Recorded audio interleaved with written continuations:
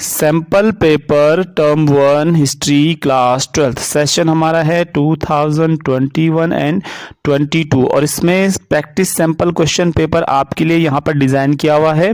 यहाँ पर इस वीडियो के अंदर आज मैं क्वेश्चन नंबर 25 से क्वेश्चन नंबर जो आपका 60 है वहां तक आपके साथ डिस्कस करूंगा। उसके आंसर्स हम आपको बताएंगे और पूरा वीडियो सुनने के बाद अपनी प्रिपरेशन को आप लोग चेक कर सकते हैं। इससे पहले मैं ये बता दूं कि ये जो वीडियो है इस सैंपल पेपर का ये सेकंड वीडियो है। ये क्या है? सेकंड वीडियो है।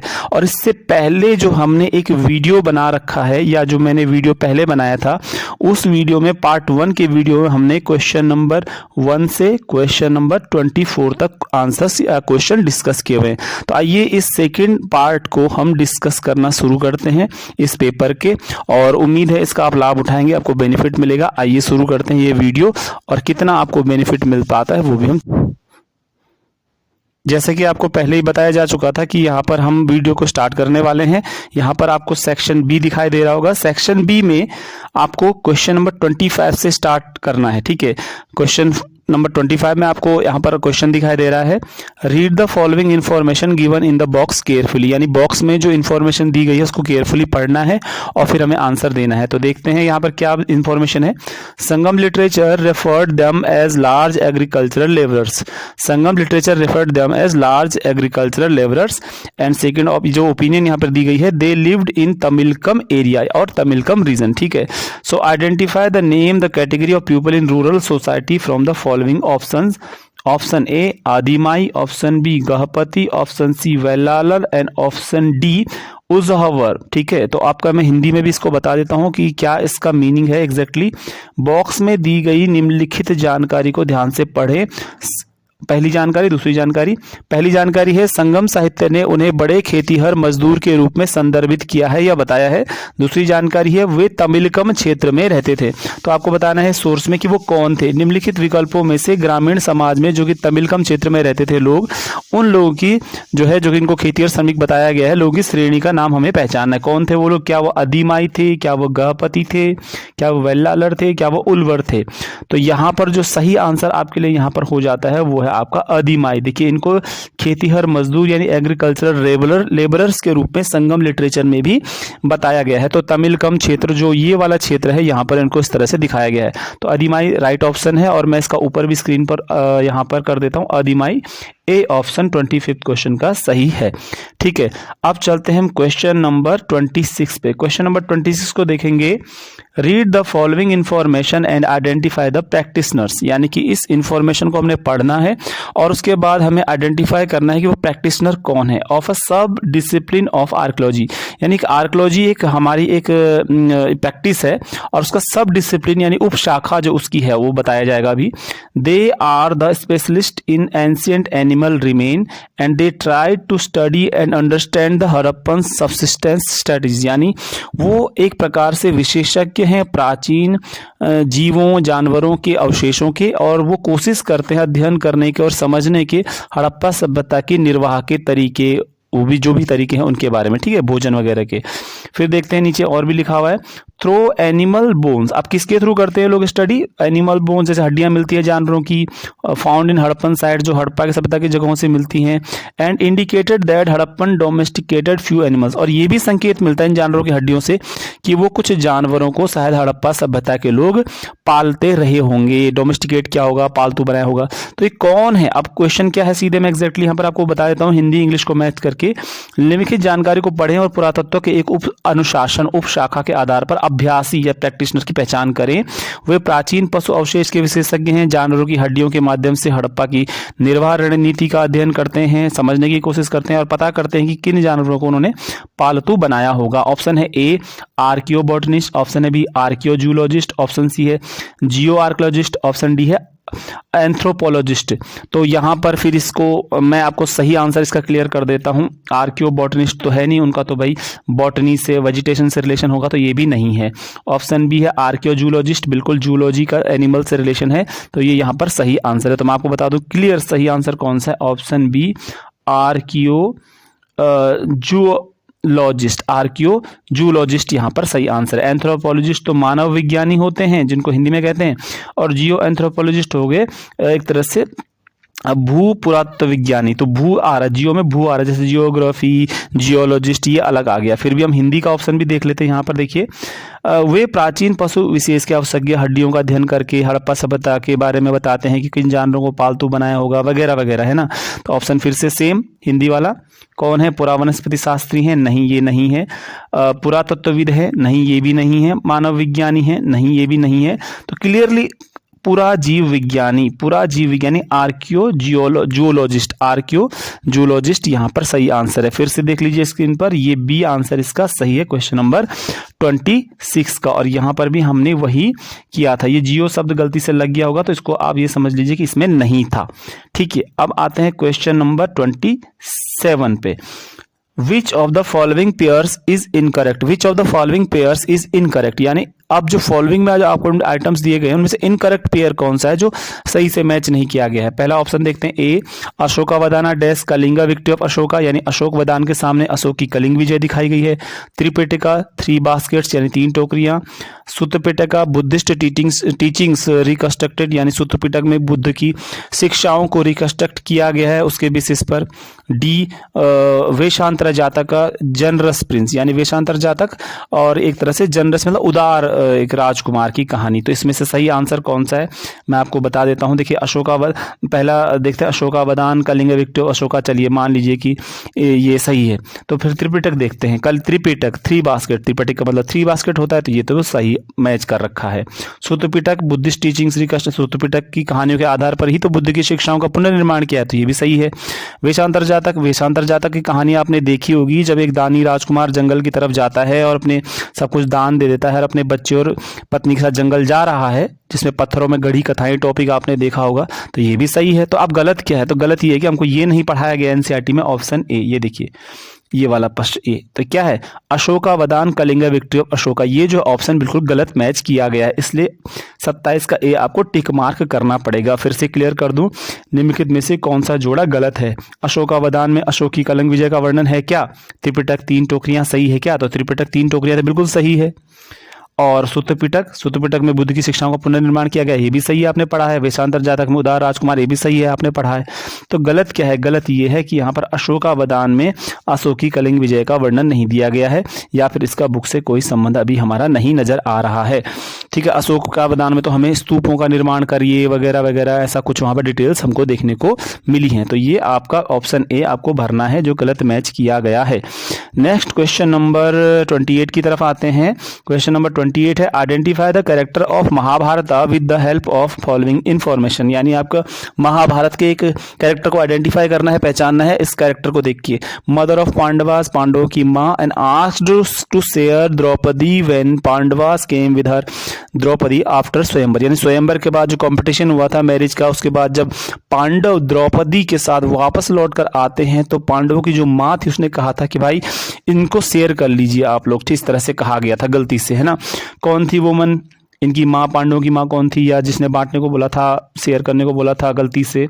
अहिल्या, बी हिडिंबा, सी गोमती, डी कुंती। कौन थी इनमें से? तो इसमें से बिल्कुल बहुत सरल प्रश्न है, ये आप आराम से कर लेंगे। इसका आंसर डी यानी कि कुंती। तो कुंती ही पांडवों की माँ थी, जिसने कहा था कि गलती से ऐसा हो गया था, जब उन्होंने कहा माँ हम भिक्षा में, इस तरह से महिला आई है हमारे साथ द्रौपदी, तो उन्होंने कहा था, द्रौपदी नहीं कहा, तो बांट भिक्षा लाए हैं, तो उन्होंने कहा था कि बांट लो। तो कुंती पांडवों की माँ थी, ये महाभारत का महत्वपूर्ण कैरेक्टर है। आते हैं क्वेश्चन नंबर 29 पर। Consider the following statement or statements. A, Pataliputra was the capital of Mauryan empire. Second, administration of Mauryan Empire is centered around Pataliputra, Takshashila, Ujjaini, Tosali and Swarnagiri. Third opinion भी पढ़ लेते हैं। Megasthenes mentions a committee with 10 sub-committees for coordinating military activity. Which of above statement or statements are correct about Mauryan Empire? यानी कि आपको ये बताना है कि उपरोक्त तो जो तीनों जानकारियां दी गई हैं उसमें से कौन कौन से सही हैं। फिर से एक बार हिंदी देख लेते हैं इसका। निम्नलिखित कथनों पर विचार कीजिए। पाटलिपुत्र मौर्य साम्राज्य की राजधानी थी, क्या सही है? बिल्कुल सही है। सेकंड, मौर्य साम्राज्य का प्रशासन पाटलिपुत्र, तक्षशिला, उज्जैनी, तोशली और सुवर्णगिरी के आसपास केंद्रित है या केंद्रित था। बिल्कुल ये भी सही है, ये 5 राजनीतिक केंद्र आपको पढ़ाए गए हैं। थर्ड, मेगास्थनीज ने सैन्य गतिविधियों के समन्वय संचालन के लिए 10 उप समितियों वाली एक समिति का उल्लेख किया है। तो यहाँ पर डाउटफुल यही हमको लग रहा है, इसमें कंफ्यूजन हो रहा है। ठीक है, तो चलिए इसको देखते हैं कि कंफ्यूजन किस तरह से क्लियर होगा। तो कंफ्यूजन इस तरह से होगा क्लियर कि मेगास्थनीज ने सैन्य गतिविधियों के लिए समिति का तो बारे में जानकारी तो दी है, लेकिन 10 उप समितियां नहीं बोली, उसने बोला 6 उप समितियां, 6 उप समितियां, 6 सब कमिटीज का उसने मेंशन किया है। तो थर्ड यहाँ पर गलत हो जाता है। तो फिर ऑप्शन छांटते हैं कौन सा यहाँ पर ऑप्शन सही है। तो मौर्य साम्राज्य के बारे में उपरोक्त में से कौन से कथन सही हैं? तो उपरोक्त में से 2 कथन सही हैं। ऑप्शन सी में पहला और दूसरा। पहला मतलब मौर्य साम्राज्य की राजधानी पाटलिपुत्र थी, और दूसरा उनका जो 5 राजनीतिक केंद्र सुवर्णगिरी, तक्षशिला, उज्जैन जो बताए गए हैं, पाटलिपुत्र जो बताए गए हैं, है ना, तोशली वगैरह, उनके इर्द गिर्द इनका साम्राज्य था। तो यहाँ पर ऑप्शन सी करेक्ट है और ऑप्शन थर्ड यहाँ पर रॉन्ग हो जाता है। थर्ड मतलब जो ऊपर दिया गया है, तो यहाँ पर ऑप्शन सी करेक्ट हो जाता है। नेक्स्ट क्वेश्चन नंबर 30 की तरफ चलते हैं। 2 statements are given in the question, assertion A and reasoning B are, read the statement and choose the appropriate option। ठीक है, अब नीचे विकल्प दिया गया है, आपको assertion पढ़ना है, reason भी पढ़ना है, जो आपको सही लगता है उसका उत्तर देखेंगे। assertion क्या है? The Seer Ved Vyasa और Vyasa told that the Pandavas were in reality incarnations of Indra whose wife had been reborn as Draupadi। यानी कि आगे देखेंगे इसका हिंदी हम। रीजन क्या है? According to Vyasa, a young woman had prayed to Shiva 5 times instead of once, and this woman was now reborn as Draupadi and Shiva and fulfilled her prayer। Okay, तो अब ऑप्शन देखते हैं। Both A and R are true and R is the correct explanation। Both A and R are true but R is not correct explanation। C, A true but R false। D, R is true but A is false। अब सीधा देखते हैं यहाँ पर फिर हिंदी। अब मैं तो बताऊंगा इसका ऑप्शन, सीधा आंसर आपको बताता हूँ। ऑप्शन ए सही है, एक्सप्लेनेशन भी सही है, दोनों सही हैं और एक्सप्लेनेशन भी सही है। ठीक है, अब हिंदी का करके भी देख लेते हैं।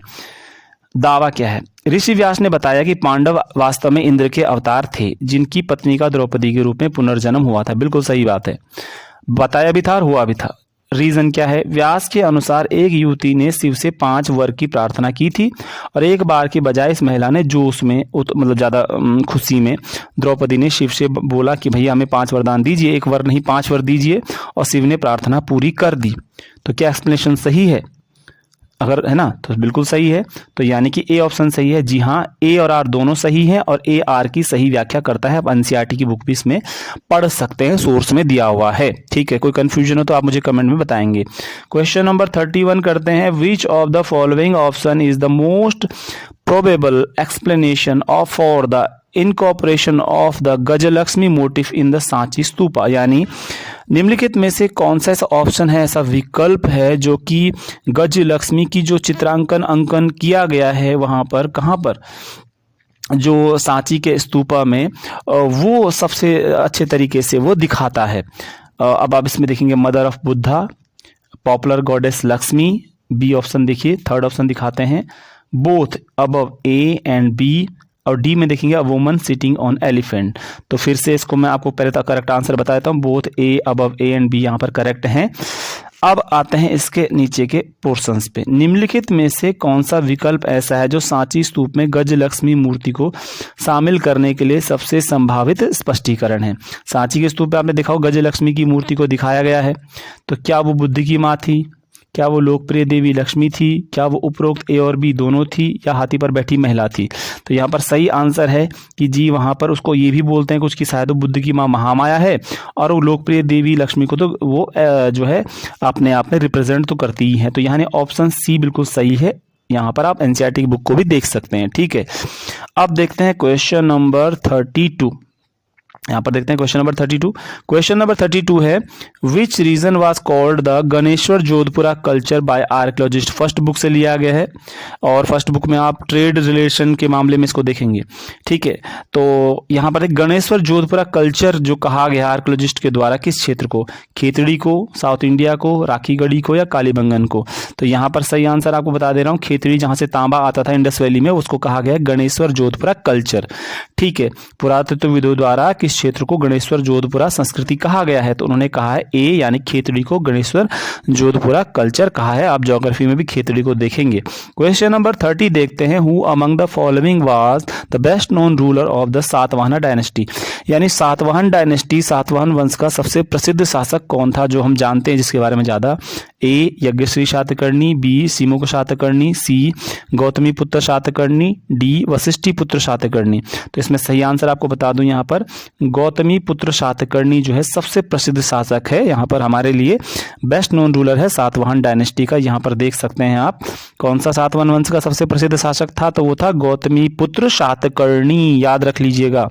ठीक है, ब्राह्मणों का क्या बोलते हैं, क्षत्रियों का घमंड चूर करने वाला, ये वही इसने टाइटल लिया था। 34 क्वेश्चन देखते हैं, which of the following information is or are correct with the reference to Ashoka. Ashok के संबंध में निम्नलिखित में से कौन सी जानकारी सही है? फर्स्ट ऑप्शन यहाँ पे दिया है, ही ऑप्शन मतलब एक जो आपके सामने यहाँ पे स्टेटमेंट्स दिए गए हैं, ही प्रोपेगेटेड धम्म थ्रू धम्म महामात्र, उसने धम्म की स्थापना करवाई या उसको उद्घोषित किया धम्म महामात्र नाम के अधिकारी के द्वारा। सेकंड है, ही फॉट कलिंगा बैटल, उसने कलिंग की लड़ाई लड़ी। थर्ड है, ही अडॉप्टेड द टाइटल देवपुत्र और सन ऑफ गॉड, उसने जो है देवपुत्र या सन ऑफ गॉड, इसे सूर्य पुत्र की, देव भगवान के पुत्र की उपाधि ली थी। यहाँ पर देख लीजिएगा कौन सा ऑप्शन सही है। तो यहाँ पर मैं आपको सीधा ऑप्शन बता रहा हूँ, यहाँ पर जो ऑप्शन सही है, देखिए दोनों काम तो सही हो रखे हैं, धम्म की स्थापना की और धम्म महामात्र की नियुक्ति की सही है, कलिंग बैटल लड़ी वो भी सही है, लेकिन ये देवपुत्र की उपाधि तो जो कुषाणों से संबंधित है, ठीक है, तो ये गलत है। तो ऑप्शन कौन सा, फर्स्ट और सेकंड सही हो जाएंगे, तो ऑप्शन ए जो है यहाँ पर सही हो जाएगा, ध्यान रख लीजिएगा। अशोक से संबंधित जो एक विकल्प है कि कौन सी जानकारी सही है, तो सही कौन सी जानकारी कि अशोक ने धम्म महामात्र के माध्यम से धम्म का प्रचार किया जो कि सही है, कलिंग का युद्ध भी लड़ा जो कि सही है, यानी कि अशोक ने, ए ऑप्शन जो यहाँ पर सही दिखाया जा रहा है, ये दोनों काम किए थे, पर उसने देवपुत्र या भगवान के पुत्र की उपाधि नहीं ली, वो देवानाम्पीय दस्सी था। ठीक है, क्वेश्चन नंबर 35 यहाँ पर देखते हैं। क्वेश्चन नंबर 35 है, आर्कियोलॉजिस्ट का रोल दिखाया गया, उनका कंट्रीब्यूशन दिखाया गया है। यहाँ पर दयाराम साहनी, इन्होंने क्या किया, दयाराम साहनी दिया गया है, राखालदास बनर्जी दिया गया है, जॉन मार्शल दिया गया है, एस.एन. रॉय दिया गया है। तो देख लेते हैं, दयाराम साहनी ने तो आपको पता है यहाँ पर सेकंड ऑप्शन है, हड़प्पन सील को ढूंढा था, हड़प्पा में सील्स को ढूंढा। राखालदास बनर्जी ने मोहनजोदड़ो में सील्स को ढूंढा। जॉन मार्शल ने यहाँ पर announced the discovery of new civilisation, new ancient civilisation को इन्होंने 1924 में वर्ल्ड के सामने डिक्लेयर किया था जॉन मार्शल ने। और एस.एन. रॉय का नाम बार बार आ रहा है, स्टडी और story of Indian archaeology, study of Indian archaeology को लिखा था एस.एन. रॉय, ये भी आर्कियोलॉजिस्ट थे। तो अब ऑप्शन मैच कर लेते हैं, दयाराम साहनी तो सीधे तौर पर सेकंड ऑप्शन की तरफ चलते हैं। दयाराम साहनी, ए के पीछे आपका सेकंड ढूंढेंगे, बी के पीछे फर्स्ट ढूंढेंगे, तो यहाँ पर आपका ऑप्शन सी यहाँ पर करेक्ट है, ध्यान दीजिएगा, ऑप्शन सी को ढंग से देख लीजिएगा यहाँ पर, ठीक है, मैच आपको खुद करना है। अब आते हैं यहाँ पर, फिर से देख लीजिएगा, दयाराम साहनी को हम फिर से मिला लेते हैं, हड़प्पा, राखालदास बनर्जी को मोहनजोदड़ो भेज देते हैं, जॉन मार्शल को अभी थोड़ा सा जगह नहीं मिल रही है, करेंगे अभी, थोड़ा सा ऊपर कर लेते हैं इस पोर्शन को, यहाँ पर ये हो गया।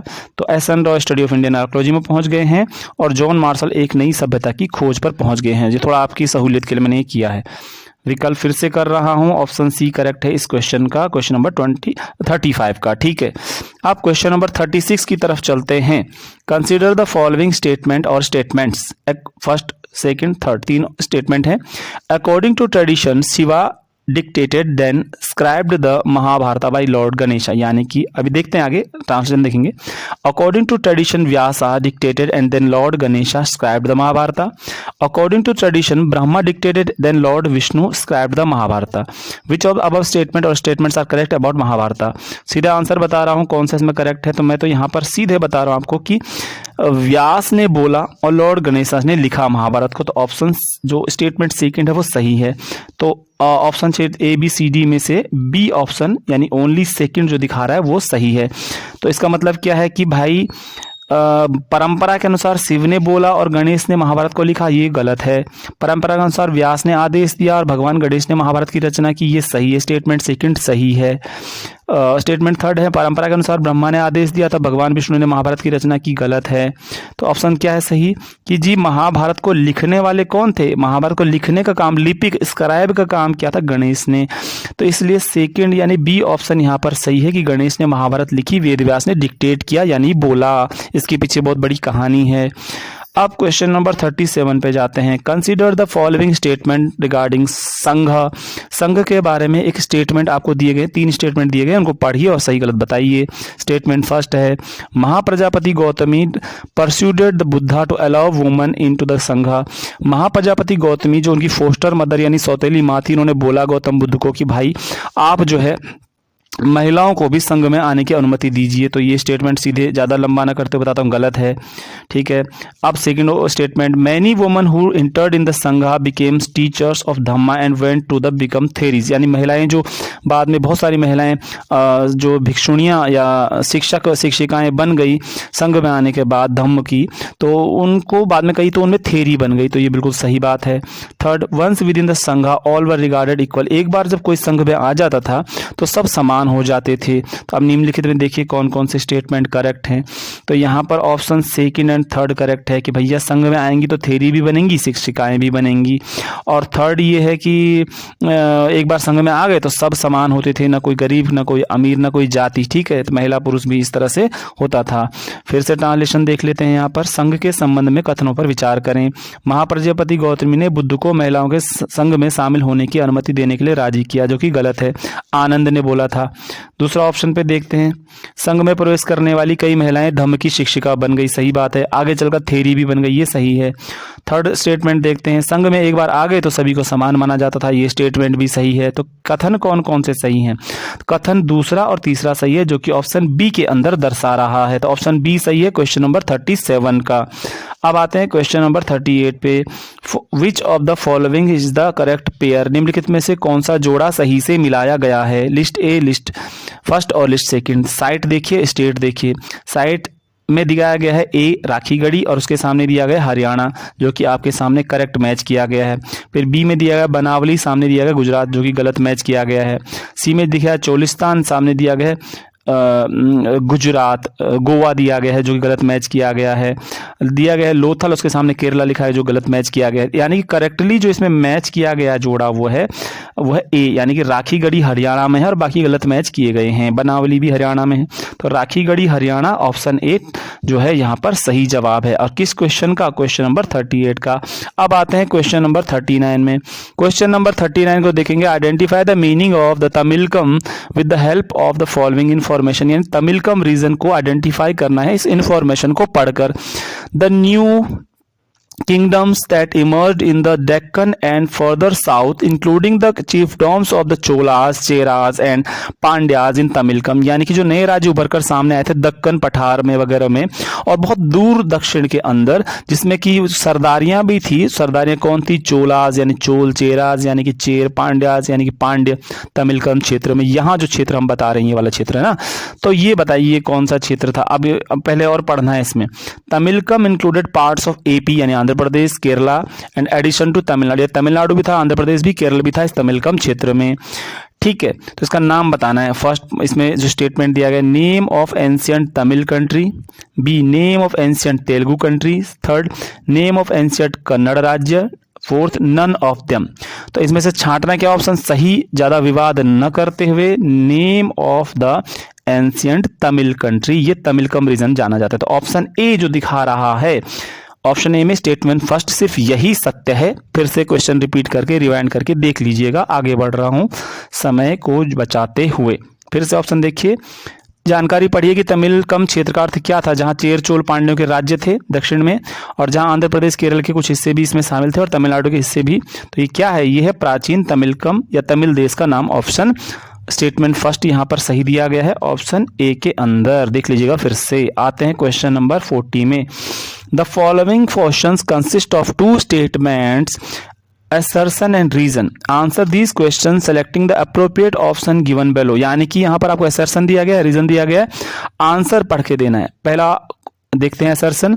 The 6th century BCE is often regarded as a major turning point in early Indian history।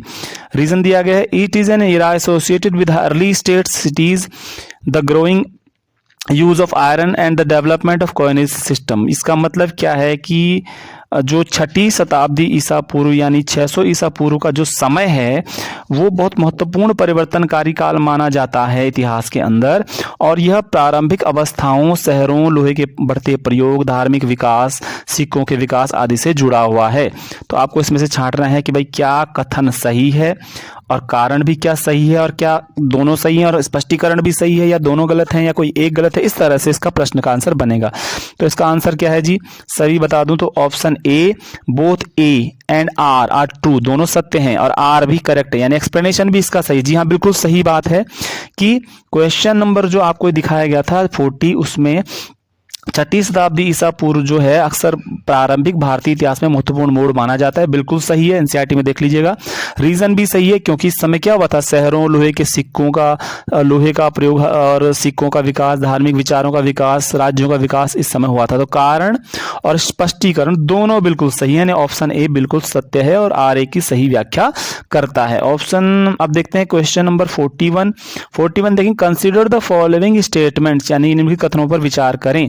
कथन दिया गया है, Harappan civilisation was also called the bronze age civilisation, जो कि सही है। Traces of canals have been found in the Harappan site of Shortughai in Afghanistan, यानी कि जो नहरों के जो अवशेष हैं हड़प्पा सभ्यता के जो स्थल हैं वो सोरतुघई यानी अफगानिस्तान से मिले हैं, जो ये भी सही है। थर्ड स्टेटमेंट देखते हैं, the Harappan did not know anything about grid pattern, ये आपको बताना है क्या है। तो ग्रिड पैटर्न के बारे में तो जानते थे, आपको पता है ग्रिड पैटर्न पे ही तो डिपेंडेंट थे अर्बन सिविलाइजेशन, तो ये तो गलत दिखा रहा है ऑप्शन ग्रिड पैटर्न, तो ये गलत है। तो नीचे सेलेक्ट करते हैं क्या है, तो विच of the above statement or statements are correct. अब ऊपर जो दिए गए स्टेटमेंट और स्टेटमेंट्स उनमें से कौन सा करेक्ट है, क्या ऑप्शन ए या बी या सी या डी। तो मैं तो कहता हूं ऑप्शन फर्स्ट और सेकंड यानी ऑप्शन सी इसमें करेक्ट है, जिसमें कि इस सभ्यता के अंदर, इस सिविलाइजेशन के अंदर जो है आपको हम बता दें कि यहाँ पर हमको हड़प्पा सभ्यता में ब्रॉन्ज, इसको कांस्य युगीन सभ्यता भी बोला जाता है, ब्रॉन्ज एज सिविलाइजेशन बोला जाता है, सत्य है। और हमें नहर के अवशेष जो हैं वहां से सोरतुघई अफगानिस्तान से मिले हैं, तो यानी इसका ऑप्शन सी सही है। फर्स्ट एंड सेकंड स्टेटमेंट सही है, तो ऑप्शन सी में टिक मार्क कर दीजिएगा। हिंदी में वर्जन में ट्रांसलेट नहीं हो पाया है तो इसका इंग्लिश वर्जन ही जरूर देखें। क्वेश्चन नंबर 42 देखते हैं, which one of the following teachings not associated with the teaching of Mahavira और जैन फिलोसफी, यानी निम्नलिखित में से कौन सी शिक्षाएं महावीर या जैन धर्म के दर्शन फिलोसफी से संबंधित नहीं है। The entire world is animated, संपूर्ण विश्व प्राणवान है, बिल्कुल सही बात है भाई, उनसे संबंध है। अहिंसा, नॉन वायलेंस, ये भी उनसे संबंधित है, तो ये भी गलत नहीं है। अब ये बोला नॉट एसोसिएटेड, सी पे देखते हैं। The cycle of birth and rebirth is not related to karma, कि जो जन्म और मृत्यु का जो चक्र है ये कर्म से संबंधित नहीं है, तो जरा इसको जरा क्वेश्चन मार्क को हम जरा सोच में डाल देते हैं। D, monastic existence is a necessary condition of solvation, यानी कि जो मठों में निवास करना है यह आवश्यक तत्व है जैन विचारधारा की, मठ में निवास कीजिए मुक्ति चाहिए तो ये तो बात उन्होंने कही है, आप शिक्षाओं में एनसीईआरटी में देख लीजिएगा।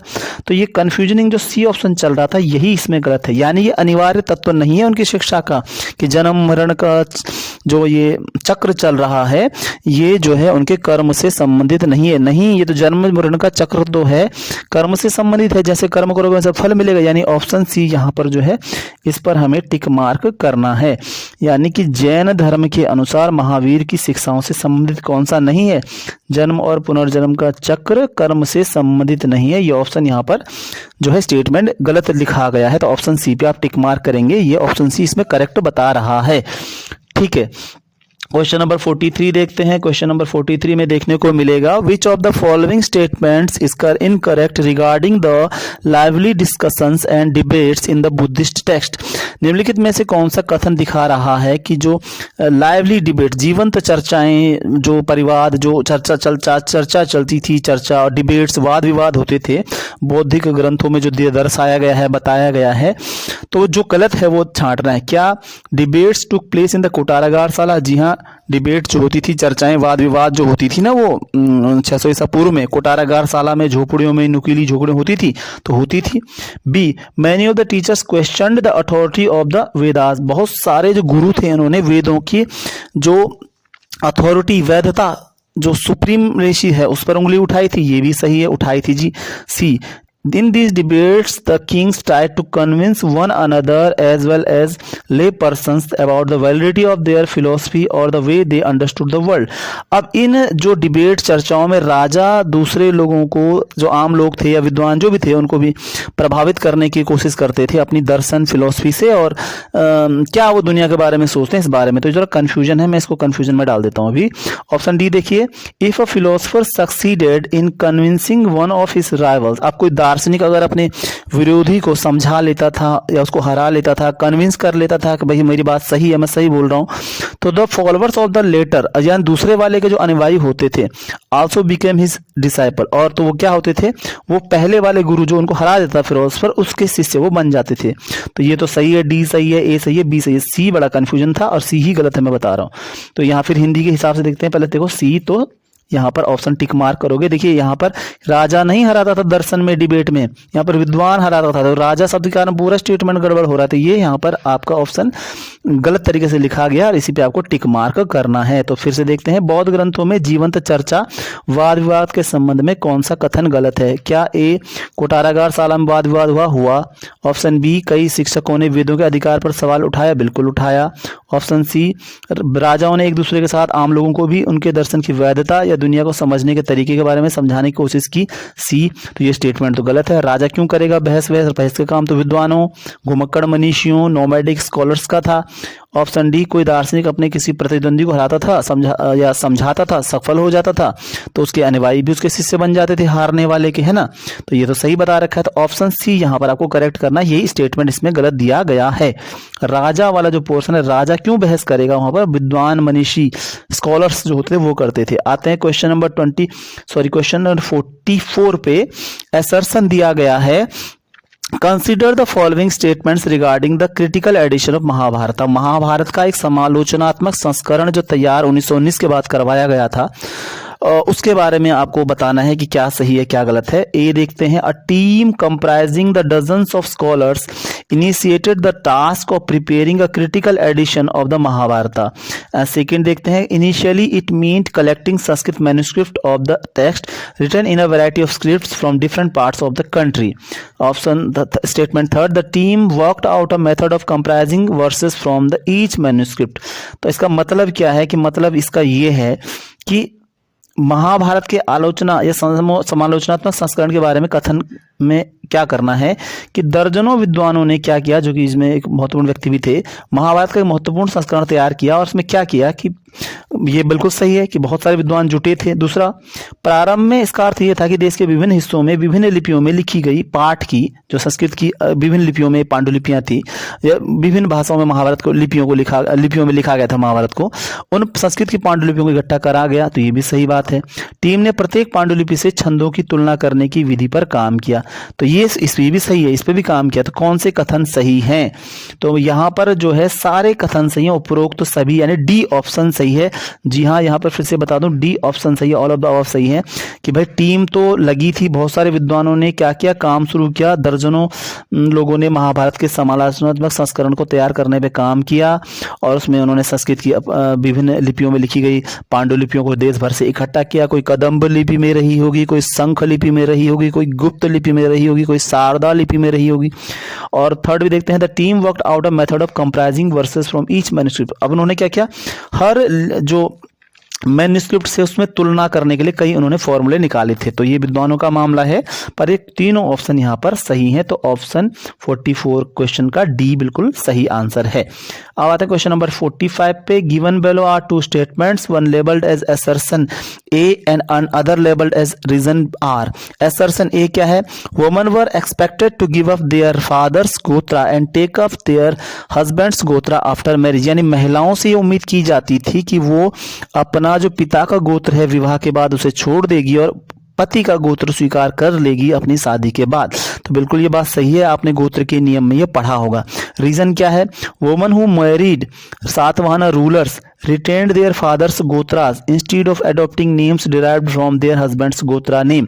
महिलाएं जिनकी शादी सातवाहन शासकों से हुई उन्होंने अपने पिता के गोत्र का इस्तेमाल करना जारी रखा और बजाय इसके कि वो अपने पति के गोत्र नाम का इस्तेमाल करती।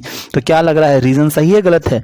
तो यहाँ पर मैं आपको बता दूं, असर्शन ए तो सही है कि महिलाओं से उम्मीद थी कि भाई अपने पिता का गोत्र छोड़ देंगी शादी के बाद और अपने पति का गोत्र स्वीकार कर लेंगे। बात तो सही है, तो ए तो सही है। रीजन देखते हैं, woman who married Satavahana rulers retained their fathers gotra. हाँ बिल्कुल, सातवाहन वंश के दौरान क्या हुआ, कुछ महिलाओं ने अपने पिता के गोत्र को ही धारण करके रखा और अपने पति के गोत्र को भी स्वीकार कुछ समय नहीं किया। तो ये रीजन भी सही है, लेकिन ये स्पष्टीकरण इससे मैच नहीं कर रहा है और असर्शन ए का स्पष्टीकरण बी से मैच, आर से मैच नहीं कर रहा, दोनों में तालमेल नहीं बैठ रहा है। तो यहाँ पर क्या हो जाएगा, option both are A and R correct, यानी यहाँ पर क्या आएगा, A option A both A and R reasoning are correct but R is not the correct explanation of A. और एक्सप्लेनेशन बट करेक्ट नहीं, दोनों सही अपनी जगह लेकिन आर करेक्ट नहीं है। आप इसको फिर से अपने हिसाब से देख लीजिएगा। यानी कि क्वेश्चन नंबर 45 का जो बी है वो सही है, ए और आर दोनों सही है, लेकिन आर ए का सही स्पष्टीकरण नहीं है। समय को बचाते हुए तुरंत मैं अगले क्वेश्चन पे जा रहा हूं। Question number 46, look at the figure below and identify the image. यानी निम्नलिखित चित्र को देखिए और इमेज को पहचानिए। ए अमरावती है क्या, बी मदुरई है क्या, सी महाबलीपुरम है क्या, डी उदयगिरी है क्या। मतलब सारी ये जो मूर्ति कला के नमूने दिखाए जा रहे हैं उनमें से कौन सा इनमें से विकल्प आप देख पा रहे हैं। तो चित्र को देखिए, पहले ध्यान से मैं आपको चित्र दिखा रहा हूं, यहाँ पर ध्यान दीजिएगा। अब आपको ये बताना है कि चित्र जो है दिखाया जा रहा है आपको, मैं एक बार जरा सेव इसको अलग से कर लेता हूं। यहाँ पर आप देखिए, ये इमेज आपको दिखाई दे रही है, एनसीईआरटी के चैप्टर नंबर 4 में आपको मिल जाएगा, लास्ट पेज के लगभग में मिलेगा। ये क्या है, ये क्या ये उदयगिरी की गुफाएं हैं, क्या ये महाबलीपुरम की मूर्तिकला है, क्या ये एलोरा की गुफा है, ये कौन सा ऑप्शन आपको इनमें से मैं आपको दिखा रहा हूँ, ध्यान से देख लीजिएगा। उम्मीद है आपने देख लिया होगा। ऑप्शन क्या है, अमरावती मूर्तिकला, मदुरई मूर्तिकला, महाबलीपुरम मूर्तिकला या उदयगिरी मूर्तिकला। तो इसका सही आंसर है यहाँ पर महाबलीपुरम की मूर्तिकला का ये नमूना, ऑप्शन सी 46 का सही है, जिसमें दिखाया गया है 46 का ऑप्शन सी महाबलीपुरम की मूर्तिकला आपको दिखाया गया है यहाँ पर। इसको आप अच्छे तरीके से देख सकते हैं। यहाँ पर बहुत सारे इमेजेस आपको दिखाए गए हैं मूर्तियां का, इसमें अर्जुन को तपस्या करते हुए या गंगा अवतरण का दृश्य, इस तरह की चीजें आपको देखने को मिलेंगी। आगे बढ़ते हैं सेक्शन सी में। सेक्शन सी को आप ध्यानपूर्वक देखेंगे, केस बेस्ड क्वेश्चन है। द्रौपदी के मैरिज से रिलीजियस पूरा यहाँ पर सोर्स या केस स्टडी दिया गया है, पूरा पढ़ा नहीं जा सकता है। आपको मैं थोड़ी देर 1 सेकेंड के लिए सेक्शन सी में इसको छोड़ रहा हूं, ध्यान से देख लीजिएगा। अब इसके क्वेश्चंस पे आते हैं, ठीक है। पढ़ा नहीं जा सकता है क्योंकि वीडियो बहुत लंबा हो रहा है, ठीक है, इसको आप बुक से देख लीजिएगा। क्वेश्चन पे आते हैं 47, choose the correct option. Arjun was victorious and was garlanded by Draupadi. A बिल्कुल सही जवाब है, अर्जुन ने विजेता बने अर्जुन और उनको गले में माला डाली द्रौपदी ने, बिल्कुल सही। Draupadi the king of Panchal organised the competition. Draupadi जो पांचाल का राजा था एक कंपटीशन आयोजित किया, तो यहां पर गलत है क्योंकि द्रौपदी नहीं, वो द्रुपद थे, ठीक है।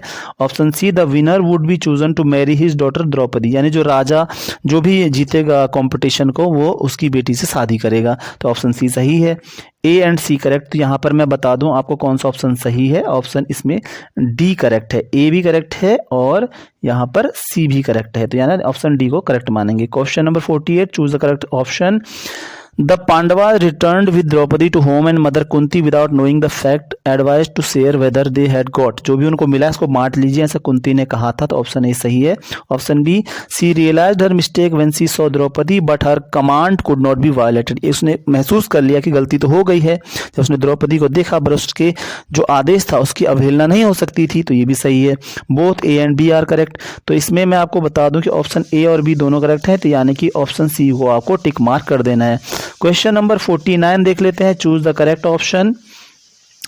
A, this story reveals that mother was considered as the highest guru by the Pandavas। A यह बताता है कि पांडवों के द्वारा अपनी माँ को सबसे बड़ा गुरु माना जाता था, जो कि सही बात है। Option B, Drupada was the king of Panchal and father of Draupadi. Drupad जो है पांचाल का राजा और द्रौपदी का पिता था, ये बात भी सही है। Option C, although Kunti realized that her mistake but she did not save Draupadi from dire situation। Kunti को मालूम चल गया था कि उससे गलती हो गई है, लेकिन उसने द्रौपदी को इस बहुत कठिन परिस्थिति से नहीं बचाया। तो बिल्कुल ये बात भी सही है, डी ऑल आर करेक्ट, यानी कि डी ऑप्शन बिल्कुल सही है। सारे उपरोक्त कथन आपको सही बताए गए हैं सोर्स के बेस पे। 50 नंबर क्वेश्चन देखते हैं, how did Seer Vyasa solve the Draupadi's case. तो यहाँ पर मैं बता दूं, यहाँ पर सीधे ऑप्शन पे जा रहा हूं मैं, जो सीर व्यासा ने सी ऑप्शन यहाँ पे देख लीजिएगा, सी में ए और बी दोनों करेक्ट हैं।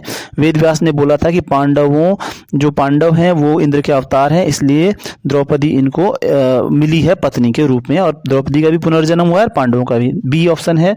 वेद व्यास ने बोला था कि एक एग्जाम्पल दिया था कि एक जवान महिला ने जब प्रार्थना की थी शिव जी से, उसने 5 वर 5 टाइम्स उसने मांग लिए, प्रेड की शिव से, तो 5 वर मांग लिए और उसने खुशी में मांग लिए, तो शिव ने उसको 5 वरदान दे दिए, 5 वर के रूप में 5 पति उसको मिले हैं। तो ये ऑप्शन सी सही है 50 का। ऑप्शन 51 पे चलते हैं, क्वेश्चन 51 पे, who fulfilled the prayers of Draupadi. Draupadi की प्रार्थना किसने पूरी की थी, lord Vishnu, lord Shiva, lord Indra, lord Agni. तो लॉर्ड जो शिवा है, बी ऑप्शन 51 का वो सही है, इन्होंने ही द्रौपदी की प्रार्थना पूरी की और 5 हस्बैंड्स बाद में उनको मिले। 52 क्वेश्चन देखते हैं, according to seer Vyasa Pandavas were the incarnation of which lord, यानी कि वेद व्यास के अनुसार पांडव किस देवता के अवतार थे। तो वेद व्यास के अनुसार जो है पांडव जो है इंद्र के अवतार थे, ऑप्शन सी 52 क्वेश्चन का देख लीजिएगा यहाँ पर ध्यान से, ठीक है। तो ये वही section C case based question का पूरा हिंदी ट्रांसलेशन है, मैं आपको लगातार इसको नहीं दिखा सकता हूँ, आप इसको धीरे धीरे करके मैं आपको शो कर रहा हूँ, और क्वेश्चन ये मैं आपको सामने चलाता जा रहा हूँ। जब आप लोगों को ध्यान में आए कि आप इस वीडियो को पॉज कर सकते हैं तो आप इसको पॉज करके इसको पढ़ लीजिएगा, क्वेश्चन को आंसर में टिक मार्क करता जा रहा हूँ, यहाँ पर देख लीजिएगा, ठीक है। पॉज कर लीजिएगा, आपको ज़रूरत लगे, वीडियो भले ही लंबा बन रहा है, देख लीजिएगा बाद में। अब देख लीजिएगा, इन प्रेज ऑफ समुद्रगुप्ता देखते हैं, ठीक है, इन प्रेज ऑफ समुद्रगुप्ता देखते हैं, ये in praise of Samudragupta. This is an excerpt from the Prayag प्रशस्ति। अब ये अगला जो क्वेश्चन है आपका यहाँ पर जो है प्रयाग प्रशस्ति से लिया गया है, केस बेस्ड क्वेश्चन है। तो ये पूरा तो मैं आपको दिखा नहीं सकता हूँ, आप स्क्रीनशॉट लेके देख सकते हैं, ये आपको बुक में मिल जाएगा। सीधा क्वेश्चन देखते हैं 53, where does the excerpt taken from, कहाँ से लिया गया है ये कथन। तो ऐहोल प्रशस्ति से, कलिंग प्रशस्ति से, हाथी गुम्फा इंस्क्रिप्शन से, या प्रयाग प्रशस्ति से। तो ये है प्रयाग प्रशस्ति से लिया गया है जो हरिसेन ने लिखा था, ऑप्शन 53 का डी। 54 क्वेश्चन का, what is the present name of Prayag, Prayag का वर्तमान नाम क्या है। तो प्रयाग का वर्तमान नाम है प्रयागराज, अभी प्रयागराज कर दिया है सरकार ने, 54 क्वेश्चन का ए। 55 क्वेश्चन देखते हैं, द प्रयाग प्रशस्ति वाज कंपोज्ड इन, यानी प्रयाग प्रशस्ति की रचना किस भाषा में हुई है, तो ऑप्शन ए संस्कृत भाषा में हुई है। 56 देखते हैं, this inscription is known as prashasti because, इस अभिलेख को कहा जाता है, डिस्क्रिप्शन को कहा जाता है प्रशस्ति, क्यों, क्योंकि इसको लिखा गया है अपने आश्रयदाता की प्रशंसा में, composed in the praise of pattern, option A सही है 56 का। 57 क्वेश्चन देखते हैं, 57 क्वेश्चन है, this excerpt mentioned he is equal to the gods. यह कथन, ये जो उदाहरण, ये जो दिया गया है केस बेस्ड सोर्स, बताता है कि वह भगवान के समान है। This project what element of kingship, यह राजत्व का कौन सा सिद्धांत आपको दिखाया जा रहा है, यहाँ राजत्व का कौन सा सिद्धांत आपको दिखाया जा रहा है। तो यहाँ पर राजत्व का कौन सा सिद्धांत है बता दें हम, claiming them self god like, option B 57 का सही है। और अब चलते हैं क्वेश्चन नंबर 58 पे, who was the greatest ruler of Gupta dynasty. तो सबसे ग्रेटेस्ट था वहाँ पर आपको देखने को मिलेगा समुद्रगुप्त, ऑप्शन बी 58 का। हिंदी ट्रांसलेशन फिर से देख लीजिएगा, यहाँ पर ये सोर्स आपको बुक में मिल जाएगा देखने के लिए, स्क्रीनशॉट ले सकते हैं। आगे चल रहा हूँ, ठीक है, आगे चल रहा हूँ, ये देख लिया, आंसर मैंने टिक मार्क कर दिए हैं, आप लोग देख सकते हैं, क्वेश्चन नंबर टिक मार्क करता जा रहा हूँ मैं, ठीक है, और देखते जाइएगा, मोबाइल से करने बहुत समस्याएं होती हैं, और ये आपका देखने को आपको मिलता रहेगा, आप टिक मार्क इसको कर सकते हैं। ये 12 में से 10 ही प्रश्न आपको करने थे। अब चल रहे हैं हम सेक्शन डी पे, तो आप देखते हैं हम सेक्शन डी में किस तरह से परफॉर्म कर पाते हैं। तो चलिए शुरू करते हैं, ठीक है। चलिए, थोड़ा गलत बन गया मेरे ख्याल से यहाँ पर, ये देखिए मैप आपके सामने दिया गया है, ऑप्शन जो सेक्शन डी है मैप दिया गया है, आइडेंटिफाई करना है। तो यहाँ पर पहले क्वेश्चन देखते हैं, बी दिखाया गया है यहाँ कहीं मध्य प्रदेश में और ए दिखाया गया है कहीं आंध्र प्रदेश में, छांटते हैं क्या है। On the political map of India, A is stupa and among the following option उसको सेलेक्ट करना है क्या। तो आपको ए भरहुत, अमरावती, लुम्बिनी और बोधगया इन चारों में से छांटना है कि कौन सा ऑप्शन ए में दिखाया गया है। ऑप्शन ए देखिए और कौन सा है, भरहुत है, अमरावती है, लुम्बिनी है, या फिर एक ऑप्शन और दिया गया है यहाँ पर बोधगया। कौन सा स्थान है, तो ये है अमरावती का स्तूप, बहुत पुराना स्तूप है यहाँ पर, आंध्र प्रदेश का अमरावती जगह यहाँ पर जो दिखाया गया है। अब देखते हैं option question number 60। Question number 60 है, मानचित्र में बी भी दिखाया गया है, वो भी स्तूप है, उसको सेलेक्ट करिए। इसमें ग्रेट स्तूप आइडेंटिफाई करना है आपको यहाँ पर, कौन सा है वो, ए कुशीनगर, बी बनारस, सी सांची और डी बोधगया। तो चलिए ऑप्शन बी पे जाते हैं। मैप में बी में देखेंगे, मैप में एमपी के अंदर दिखाया जा रहा है सेंटर पॉइंट में बी क्या है, सांची है, बी क्या है, सांची है। तो सांची देखिए, सांची। ऑप्शन 60 क्वेश्चन नंबर का जो ऑप्शन मिलेगा आपको सी सही है, 60 का सी यानी कि सांची सही आंसर है। सांची दिखाया मध्य प्रदेश में बी ऑप्शन के रूप में। अब चलते हैं नोट वाला क्वेश्चन पे। The following questions are for the visually impaired candidates in lieu of 59 and 60, यानी 59 और 60 का जो क्वेश्चन था मैप आइटम वाला, विजुअली एम्पायर्ड जो स्टूडेंट्स है, कैंडिडेट्स, उनके लिए नहीं है, उनके लिए स्पेशल यहाँ पर क्वेश्चन दिए गए हैं, आप देख सकते हैं। दृष्टिबाधित छात्रों के लिए, उम्मीदवारों के लिए 59 और 60 के स्थान पर यानी 59 और 60 नंबर के स्थान पर प्रश्न दिए गए हैं। देखिए, which of the following ruler appointed the Dhamma Mahamatta, निम्नलिखित में से किस शासक ने धम्म महामाता की नियुक्ति की थी। ए हर्षवर्धन, बी कनिष्क, सी अशोका, डी समुद्रगुप्ता। निम्नलिखित में से किस शासक ने धम्म महामाता की नियुक्ति की थी, आपको इसमें से छांटना है। तो आपका सही आंसर इसमें अशोका धम्म महामात नाम के अधिकारी की उसने नियुक्ति की थी, ऑप्शन सी सही है 59 का ऑप्शन। अब देखते हैं question number 60। Which among the following was the first Bhikkhuni in the Buddhism, निम्नलिखित में से कौन सी पहली भिक्खुनी थी, भिक्षुणी थी बौद्ध धर्म के अंदर। ए महाप्रजापति गौतमी, बी गार्गी, सी शकुंतला, डी महामाया। तो इसका सही आंसर है प्रथम भिक्षुणी जो बौद्ध धर्म बनी थी वो थी महाप्रजापति गौतमी। महाप्रजापति गौतमी प्रथम भिक्षुणी बौद्ध धर्म में, आनंद के कहने पर गौतम बुद्ध ने ऐसा किया था। तो यहाँ पर आपका पूरा पेपर हो जाता है फिनिश। कहीं पर अगर आपको दिक्कत लगती है तो आप मुझे बता सकते हैं। इस पूरे वीडियो को ध्यान से देख लीजिएगा, मेरा चैनल सब्सक्राइब करिएगा। मैं इसके बाद आपको बहुत सारे क्वेश्चन पेपर बोर्ड पैटर्न के बनाकर अपलोड करने वाला हूं। कुछ गलतियां इस पे हैं, कुछ क्वेश्चंस पे आपको डाउट है तो आप कमेंट करके बताइएगा। मैनुअल में कई गलतियां हो जाती हैं, उनको करेक्ट करना मेरा काम है और बताना आपका काम है। Thank you very much for watching my video and also subscribe my channel for more useful videos and also comment and subscribe. Thank you very